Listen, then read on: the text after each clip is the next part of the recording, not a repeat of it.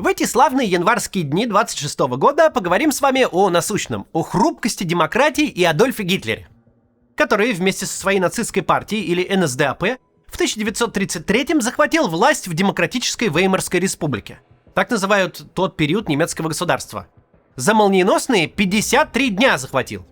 И сделали это нацисты, используя Конституцию, которую написали их политические оппоненты, и которую они же в итоге, нацисты, и отменят. Как именно это у них вышло? Это интересная история, о ней сегодня и поговорим. Это видео во многом основано на статье историка Тимоти Райбака в журнале «Атлантик», за что им большое спасибо. Ссылка на статью в описании. Там же в описании вы найдете бесплатные способы по обходу российских блокировок и ссылку на платный Shiva VPN, он спонсор рубрики. Оплатить его можно обычной картой или криптой. 3 тестовых дня сервис дает всем бесплатно.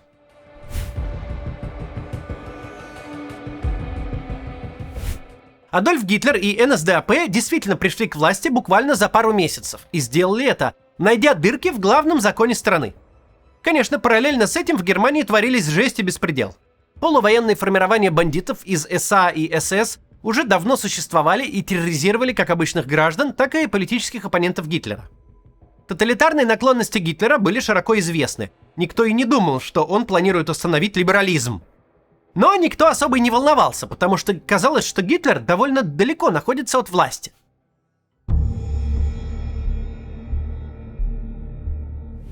Весь процесс конституционного захвата власти у Гитлера занял 1 месяц, 3 недели и 2 дня.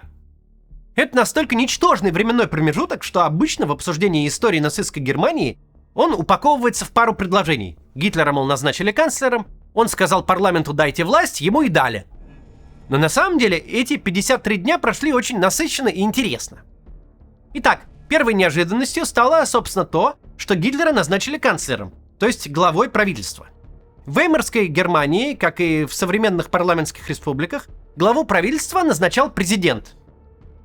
Отличие же в том, что в наше время у президента в таких системах полномочия церемониальные. Он просто подписывается под тем, что за него решили победившие партии. В Веймарской же республике у президента было побольше свободы. Президентом Германии с 1925 года был Пауль фон Гинденбург. Серьезный человек с огромной популярностью. В Первую мировую он был очень успешным генералом на Восточном, то есть Российском фронте, а к концу войны практически руководил Германской империей. В общем, нельзя было просто так взять и заставить его что-то делать, и президентом он был активным. Веймарская конституция позволяла ему руководить самому, когда Рейхстаг не мог ни о чем договориться. А в Рейхстаге действительно шла бесконечная ругань и 0 законодательной деятельности, поэтому Гинденбург строчил указ за указом, чтобы государство хоть как-то функционировало. Гитлера Гинденбург не любил. Тот бегал по площадям со своим стадом мужичков в коричневом и толкал пламенные речи о спасении Германии с низов. «Сейчас мы, дескать, лично с вами, люди добрые, убьем всех евреев и коммунистов, и тогда будет хорошо». Гинденбург же был классическим немецким консерватором старой закалки, практически элитистом, и все это апеллирование к народным массам его раздражало. Потому назначить Гитлера канцлером он категорически отказывался. До тех пор, пока не осталось никаких других вариантов. В Рейхстаге после выборов ноября 1932 года, вторых за год, сложилась следующая ситуация. Лидировали нацисты, но большинства у них не было, и не было большинства ни у одной из партий, и коалиции тоже никакой не складывалось. Потому что ненавидели друг друга примерно все. Центристы не любили социалистов, социалисты не любили центристов, а по краям этих умеренных ребят зажимали нацисты с коммунистами, которые друг друга вообще не переваривали. Пропорциональная система власти выдавала партиям столько мандатов, что сколотить функционирующее правительство оказалось категорически невозможно никак. Канцлером во время ноябрьских выборов был Франц фон Папен из немецкой национальной народной партии НННП. Но он уже успел потерять доверие президента Гинденбурга, и тот передал пост канцлера своему давнему соратнику Курту фон Шляйхеру. При этом править оба этих канцлера могли только через те же указы Гинденбурга с его согласия. Фон Папен после своего смещения захотел вернуть себе власть, и у него появился план. В чем он заключался и при чем здесь Гитлер, скажем после небольшой рекламы, посмотрите, пожалуйста. Если вы эмигрировали или много путешествуете и подолгу бываете за границей, то знаете. Сегодня важно не просто иметь карту зарубежного банка, чтобы платить без проблем и подтверждать наличие средств на счете для получения визы. Лучше всего иметь несколько счетов в банках разных стран, потому что никогда не знаешь, где изменяется законодательство или как могут трактовать какие-нибудь новые санкции. Хорошо, что сейчас зарубежную карту можно открыть удаленно и быстро. Например, с этим поможет сервис MasterCard Bridge, который основал мой зритель Данила. Данила работает напрямую с банками, поэтому цены у него доступнее. А еще он дает гарантии. Если карту открыть не получится, например, если ситуация изменится, то деньги вернут вам в полном объеме.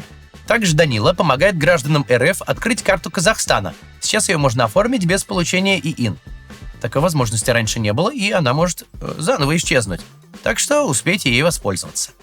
Если карта Казахстана у вас уже есть, Данила поможет ее продлить на целых 5 лет и доставит вам. Сроки открытия от 1 дня. Картой можно расплачиваться где угодно, оплачивать зарубежные сервисы ChatGPT, Spotify, Netflix, Steam. Сможете бронировать отели и авиабилеты, пользоваться Apple и Google Pay и хранить деньги на зарубежном счете в валюте, даже получать с этого проценты. Пополнять можно с российских карт, как и выводить на них. А прямо сейчас у MasterCard Bridge действует акция «Скидка 30% на открытие карты» по промокоду MaximCats. Успейте открыть карту на самых выгодных условиях. Ссылка в описании. Спасибо, что смотрите рекламу, продолжаем. Мы говорили о том, что потерявший доверие президента и кресло канцлер придумал план, как вернуть себе власть. У фон Папена этого имелось влияние на президента Гинденбурга. Но он знал, что обратно канцлером тот его не назначит. Значит, нужен запасной вариант. Фон Папен пошел к Гитлеру и говорит такой: «А давай-ка я уговорю Гинденбурга назначить канцлером тебя, а сам стану твоим вице-канцлером». Гитлер согласился, потому что, а что отказываться-то? Предлагают власть, надо брать. Гинденбурга уговорить получилось. Опять же, будь кто угодно другой, хотя бы просто подававший признаки жизни, президент Гинденбург выбрал бы его. Однако, даже таких не нашлось. Так, в январе 1933-го Адольф Гитлер стал канцлером, все еще не имея в Рейхстаге большинства. Фон Папен же и правда стал вице-канцлером.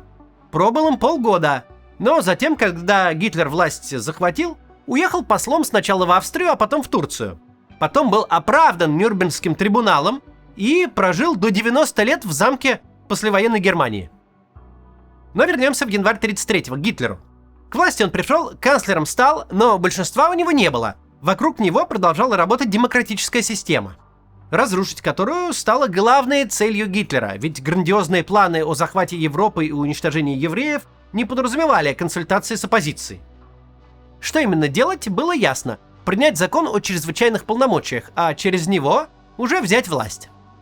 Вот только такой закон — это изменение Конституции. Для такой движухи необходимо 2/3 голосов Рейхстага, а у Гитлера была 1/3. Откуда-то надо было добыть еще столько же. Итак, шаг первый. Новые выборы. Когда Гитлера назначили канцлером, у кабинета министров НСДАП и НННП большинства в Рейхстаге не было, поэтому Гитлер сразу же объявил новые выборы. Их назначили на март 1933-го. Проблема заключалась в том, что на честных выборах перспективы добраться до 2/3 мандатов были практически нулевыми.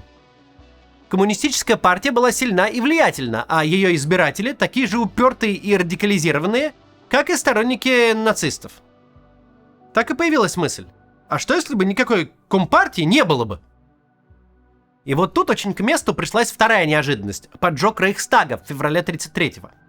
Историки долгое время обсуждали, кто же здание поджег, и есть популярная теория, что это устроили сами нацисты, разумеется, для захвата власти. Но нынешний консенсус все-таки в том, что это дело рук голландского коммуниста Маринуса ван дер Люббе, которого на месте преступления поймали с поличным. Никаких указаний от немецких коммунистов и тем более от нацистов он, похоже, не получал. Но Гитлер моментально углядел в произошедшем отличный повод для действий. На заседании Кабинета министров Гитлер сразу же заявляет: «Здание Рейхстага сожгла Компартия Германии». Кто же еще-то? После нацисты быстренько выдают Гинденбургу на подписание указ под нехитрым названием о поджоге Рейхстага, и Гинденбург смиренно его подписывает. Указ этот отменяет практически все личные права и свободы немцев и вводит суровые наказания за любые нарушения порядка. Более того, разрешает кабинету Гитлера просто забирать себе власть у регионов Германии. В итоге Компартию формально не запретили, но фактически да. Коммунистов по стране начали арестовывать и швырять в тюрьму. Любая агитация за них моментально пресекалась, и из политической жизни их вычеркнули. До новых выборов оставалась неделя. 5 марта 1933-го немцы пошли на избирательные участки. Явка была огромная, проголосовали 89% избирателей. Гитлер хотел получить 51% голосов, но вышло 44%. Что интересно, социал-демократы, вторые по важности враги Гитлера, потеряли всего 1 мандат. Даже Компартия набрала много мест, но был нюанс. Вместо депутатских кресел всех избранных коммунистов оперативно отправили в тюрьму, согласно указу о пожаре в Рейхстаге. Впрочем, даже и без зачистки коммунистов Гитлеру теперь вполне хватало мест, чтобы принять свой заветный закон о диктатуре. 85-летний Гинденбург с происходящим просто смирился. Он публично выступал с Гитлером, жал ему руку, стоял рядом с ним в парадном мундире, как символ легитимности. А 21 марта подписал указ об амнистии всех нацистов, бандитствовавших в стране. Причем амнистии вообще всех, в том числе и за политические убийства. Одновременно с этим открылись первые немецкие концлагеря для политических противников Гитлера. Оставалось последнее – собрать новый Рейхстаг и принять закон, что и произошло 23 марта. Оппозиция на заседании присутствовала, за исключением, конечно, коммунистов, потому что те уже были в тюрьме, были не оппозицией, а преступниками. Но против закона о чрезвычайных полномочиях проголосовали только социал-демократы. Лидеры других партий вышли на трибуны, заявили, что они не хотят давать нацистам безграничную власть, выразили глубокую озабоченность происходящим, но, видимо, не желая повторять судьбу коммунистов, за закон все равно проголосовали. Итоговый результат голосования был 441 на 94. Кабинет нацистов получил полную, ничем не ограниченную власть над Германией.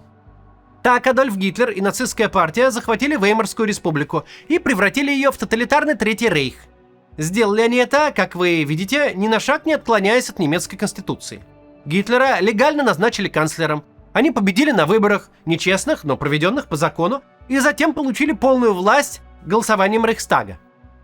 Преградой оставался лишь президент Гинденбург. Но он вскоре умер, и новым президентом Гитлер назначил сам себя. Полномочия-то позволяли. На фоне событий один известный немец с удивлением написал: «Такова, дескать, огромная ирония демократии. Она дает собственным врагам инструменты для ее же уничтожения».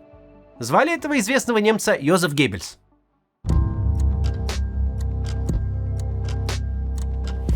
Итак, нацисты смогли легально захватить власть в 30-х годах благодаря двум простым концепциям из Конституции: обширным полномочиям президента и возможностью саму Конституцию менять.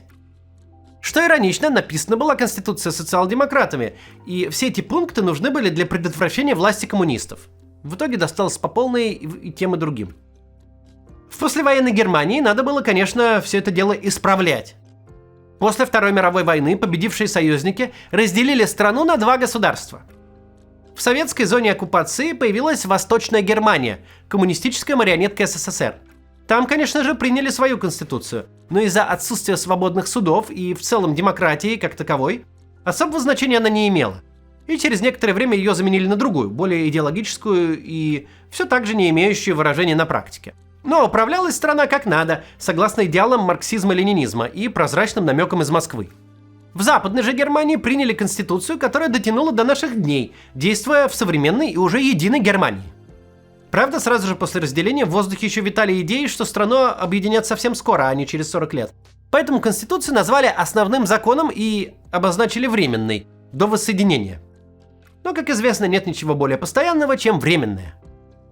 В новой немецкой конституции лазеек для диктаторов, которые были в 30-х, уже не осталось. Президент имеется, но для галочки. Указующим перстом силой закона он не обладает. Поправили и вторую вещь. Теперь отменить или приостановить права и свободу людей, в том числе политических оппонентов, в Германии вообще нельзя никак.